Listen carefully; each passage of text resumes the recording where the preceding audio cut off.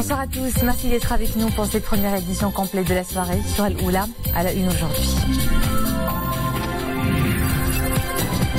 À Washington, Nasser Bourita s'entretient avec de hauts responsables américains, en tête le conseiller à la sécurité nationale du président Donald Trump et le secrétaire d'État Mike Pompeo au programme La coopération économique et sécuritaire et le partenariat stratégique. Une rentrée scolaire et universitaire sous le signe de la réforme. Dans un instant, les chiffres de la rentrée, les bénéficiaires du système de l'éducation et de la formation dans le cadre de la nouvelle vision stratégique 2015-2030.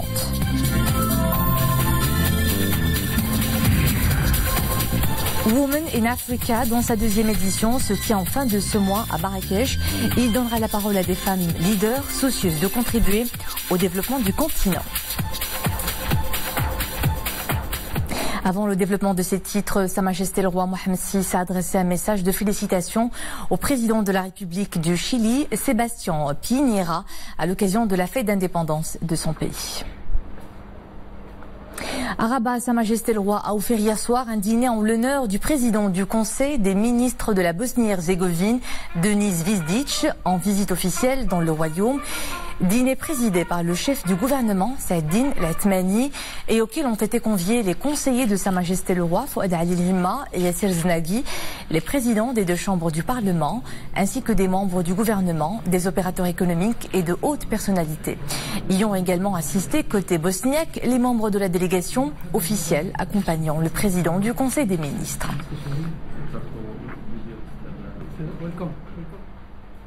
Le ministre des Affaires étrangères et de la coopération internationale, en déplacement depuis hier à Washington, Nasser Bourita a eu une série d'entretiens avec plusieurs responsables américains. En tête, le conseiller à la sécurité nationale du président Donald Trump, John Bolton. Ces entretiens ont porté sur le renforcement du partenariat stratégique bilatéral dans les différents domaines politiques, économiques et sécuritaires. La question nationale a été parmi les sujets abordés lors de ces discussions. Et là, Washington a réitéré son soutien au plan d'autonomie au Sahara marocain, qu'il qualifie à nouveau de sérieux, réaliste et crédible. Et plus tôt dans la journée, Nasser Bourita, s'est entretenu avec le secrétaire d'État américain Mike Pompeo. Les deux responsables ont convenu de tenir la prochaine session du dialogue stratégique Maroc-États-Unis l'année prochaine dans la capitale fédérale américaine. Ils ont également procédé à l'examen des opportunités visant à élargir la coopération économique et sécuritaire bilatérale. Mohamed El-Jkar. Au menu des entretiens, le renforcement du partenariat stratégique bilatéral dans différents domaines, politiques, économiques et sécuritaires, en plus des questions régionales. Pour ce qui est du partenariat stratégique, le ministre des Affaires étrangères et de la coopération internationale et le secrétaire d'État américain ont convenu de tenir la prochaine session du dialogue stratégique Maroc-États-Unis l'année prochaine dans la capitale fédérale américaine. Messieurs Bourita et Pompeo ont ainsi procédé à l'examen des opportunités visant à élargir la forte coopération économique et sécuritaire, y compris les efforts communs visant à mettre fin au soutien de l'Iran au terrorisme et de contrer son influence néfaste dans la région.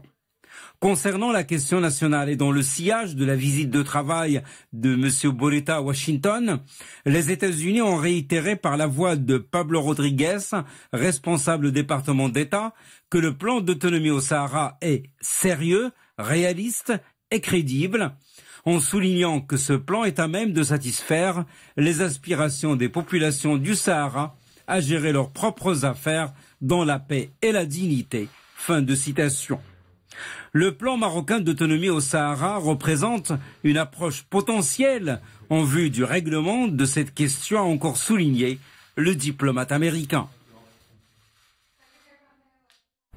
Dans une interview accordée aussi d'informations américaines Breitbart, Nasser Bourita a affirmé que l'Iran aspire à tirer profit de son soutien au Polisario pour étendre son pouvoir hégémonique dans la région d'Afrique du Nord et de l'Ouest. Le ministre a mis en garde contre la connexion entre le Hezbollah et le front séparatiste, qui revêt selon lui un caractère très dangereux pour la région, et d'ajouter qu'étant donné le rôle central que le Polisario joue désormais dans les efforts qu'entreprend Téhéran en Afrique du Nord, il est vital pour l'administration Trump de prendre des pas concrets pour faciliter la mise en application du plan d'autonomie proposé par le Royaume pour mettre fin au conflit autour du Sahara marocain. La lutte antiterroriste au Maroc ne faiblit pas. Le Bureau central d'investigation judiciaire a interpellé 12 individus accusés d'appartenir à un présumé réseau terroriste et criminel s'activant à Tanger et Casablanca. Parmi ces individus figurent des personnes ayant des antécédents judiciaires dans les crimes de droit commun et d'anciens détenus dans des affaires de terrorisme et d'extrémisme. Boukar Ben Rabrit. Parmi ces individus figurent des personnes ayant des antécédents judiciaires dans les crimes de droit commun et d'anciens détenus dans des affaires de terrorisme et d'extrémisme, indique le communiqué de la DGSN et de la DGST, précisant que le frère de l'un des mis en cause est engagé actuellement dans les rangs du groupe terroriste Daesh sur le front syro-irakien. Les recherches et investigations menées ont établi de fortes connexions entre ce réseau terroriste et d'autres plans criminels, en ce sens que les membres de ce réseau sont impliqués dans l'exécution d'un ensemble d'opérations criminelles relatives au trafic de drogue et de psychotropes, à l'enlèvement et séquestration avec demande, rançon et utilisation d'armes blanches, de bombes lacrymogènes et de cocktails Molotov et de voitures avec de fausses plaques d'immatriculation, ajoute le communiqué. Ces opérations, explique le communiqué, sont exécutées soit dans le cadre des règlements de compte avec des réseaux criminels ou conformément à ce qu'on appelle dans le jargon des adeptes de la pensée extrémiste le principe de l'istihlal et fay, comme cela s'est passé lors de la tentative de violation d'un domicile à Tanger vendredi dernier par des membres de ce réseau ayant entraîné la mort d'une personne accusée d'implication dans des affaires de drogue après avoir chuté du 7e étage.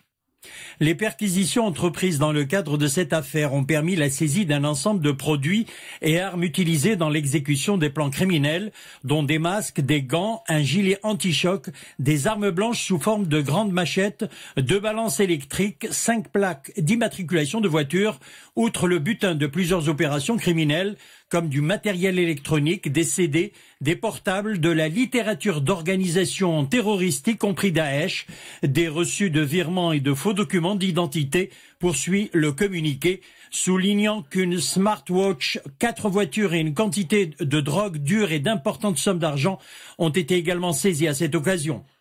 Les mises en cause ont été placées en garde à vue à la disposition de l'enquête menée sous la supervision du parquet chargé des affaires de terrorisme pour démêler les chevaux de tous les plans criminels de ce réseau terroriste et déterminer ses liens éventuels avec d'autres réseaux criminels, affirme le communiqué de la DGSN et de la DGST. Cette opération sécuritaire d'envergure s'inscrit dans le cadre de l'approche proactive menée par les services de sécurité marocains pour faire face aux dangers de la menace terroriste, démanteler les réseaux criminels portant gravement atteinte à l'ordre public et les priver de toutes les sources de financement et des moyens d'approvisionnement et d'enrôlement, surtout dans un contexte international marqué par l'existence de connexions entre le crime organisé et les groupes terroristes, conclut le communiqué conjoint de la DGSN et de la DGST. Place maintenant à notre escale consacrée à ce qui marque la rentrée scolaire et universitaire, une rentrée sous le signe de la réforme. Pas plus tard qu'hier, Sa Majesté le Roi a présidé la cérémonie de présentation du bilan d'étape et du programme exécutif dans le domaine du soutien à la scolarité et de la mise en œuvre de la réforme de l'éducation et de la formation. Ce nouveau programme prend en compte les recommandations de la vision stratégique de la réforme 2015-2030 pour une école de l'équité, de la qualité et de la promotion. Mohamed Eglishkar. Pour une école de l'équité, de la qualité et de la promotion, premier grand axe de la réforme, le programme Tissir, un programme qui porte sur un soutien financier direct aux familles nécessiteuses. Ses résultats sont palpables sur le terrain de la lutte contre la déperdition scolaire. Il avait été lancé en phase expérimentale en 2008. Le programme Tessir a permis de réduire la déperdition scolaire d'environ 57%. Il a également permis de récupérer 37% des élèves ayant déjà arrêté leur scolarité. Encouragé par ces résultats positifs, la zone géographique de son application a été élargie à quelques 706 000 élèves bénéficiaires. Le programme d'action pour les prochaines rentrées scolaires permettra d'élargir davantage la base des bénéficiaires du programme Tessir. Nous allons passer de 706 000 à 2 millions de bénéficiaires avec une enveloppe budgétaire de quelques 2 milliards 170 millions de dirhams.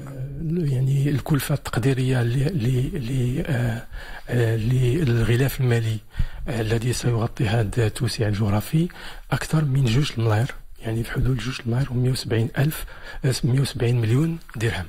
Et avec le programme Tessir et le renforcement des prestations d'hébergement, de restauration et de transport scolaire, le taux de déperdition scolaire devrait être ramené de 5,7% actuellement dans le primaire en milieu rural à 1% au titre de l'année scolaire 2024-2025 et de 12% actuellement en collégial en milieu rural et urbain à 3% seulement au titre de l'année scolaire 2024-2025. Et nous enchaînons avec ces chiffres concernant le nombre des bénéficiaires du système de l'éducation et de la formation au titre de la rentrée scolaire, universitaire et de la formation professionnelle 2018-2020. Il s'est en effet établi à 9 613 000. D'autres chiffres avec Mohamed Elishkar. Par cycle d'enseignement, d'abord une première. Près de 750 000 enfants sont inscrits dans le préscolaire. Pour ce qui est du primaire et du secondaire, il totalise plus de 7 millions d'élèves, plus de 8 200 dans les classes préparatoires publiques. Langage des chiffres toujours, plus de 770 000 stagiaires inscrits en formation professionnelle, y compris le baccalauréat professionnel.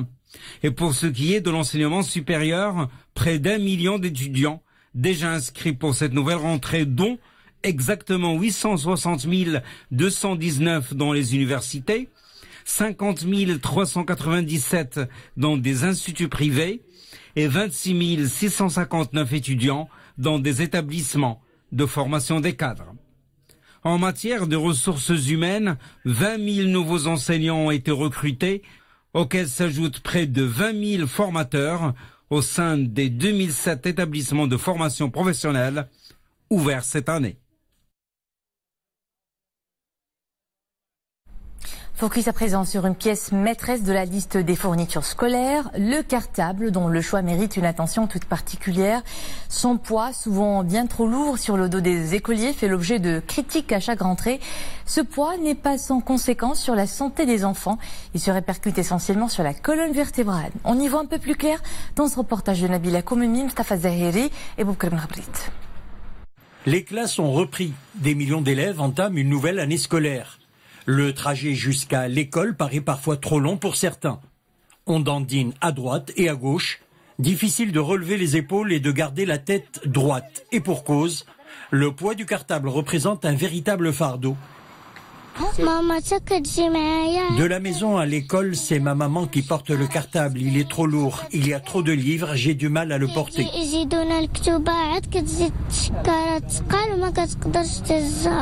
Il y a trop de matière à enseigner. On est obligé d'accompagner nos enfants à l'école pour les soulager un peu du poids de leur cartable.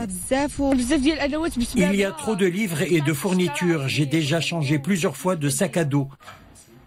Au collège, les enfants portent entre 8 et 13 kg, ce qui représente 30 à 50% de leur poids corporel. Conséquence directe, problème de dos. Selon les médecins, la charge totale d'un cartable ne doit pas dépasser 10% du poids de l'élève.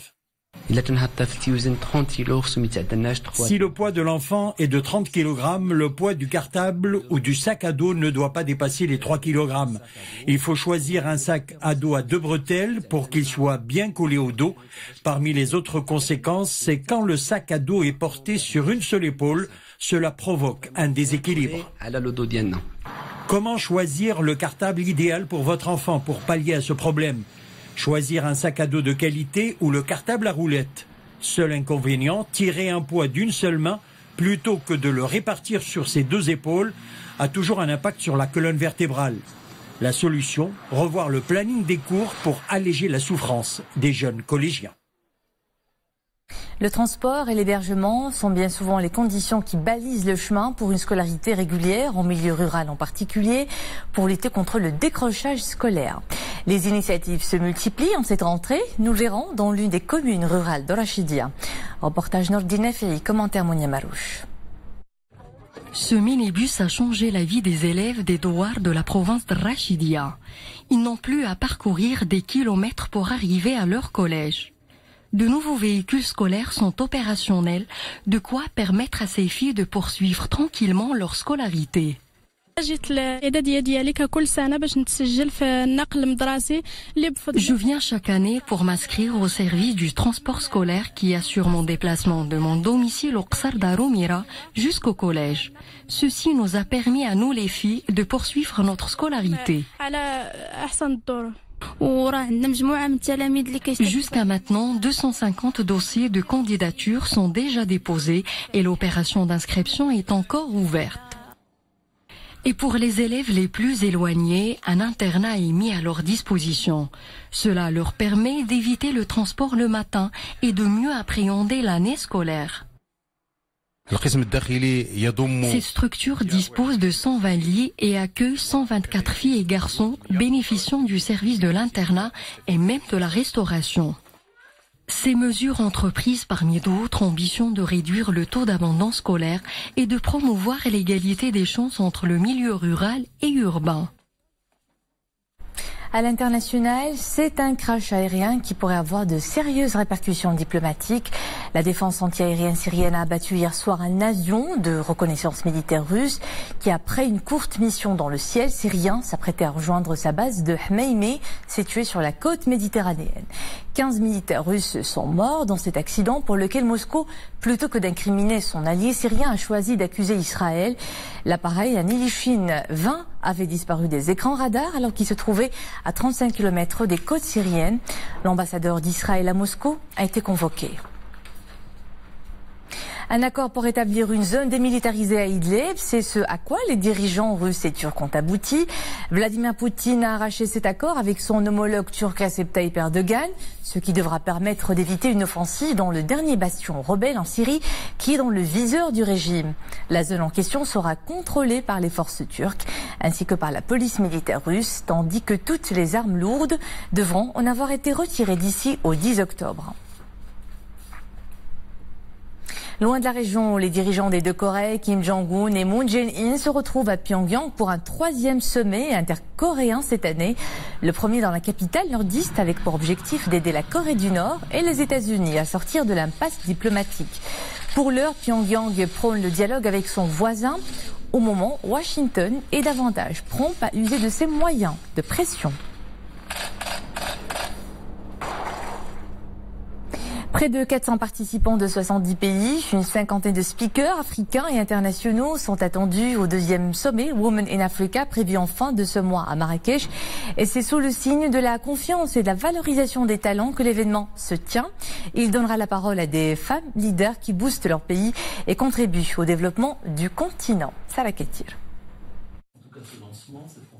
Deux thèmes majeurs seront déclinés dans les tables rondes et deux sessions plénières du sommet Women in Africa qui se tiendra à Marrakech les 27 et 28 septembre. La confiance prérequis à un développement inclusif et gagner la bataille de l'éducation. Au cours de ces 2 jours, une cinquantaine de speakers panafricains et internationaux échangeront au sein de différentes tables rondes en présence de 400 personnes de 70 pays. Cette année, le sommet sera articulé autour de 2 grandes conférences plénières qui seront organisées autour du thème de la confiance, donc la confiance dans les femmes, la confiance dans l'Afrique, comment regarder les talents africains avec confiance, comment les promouvoir et les aider à croire en eux, et autour du thème de l'éducation qui se tiendra le 2e jour avec des conférences autour du thème des écoles d'excellence du continent et du meilleur modèle d'éducation à promouvoir en Afrique.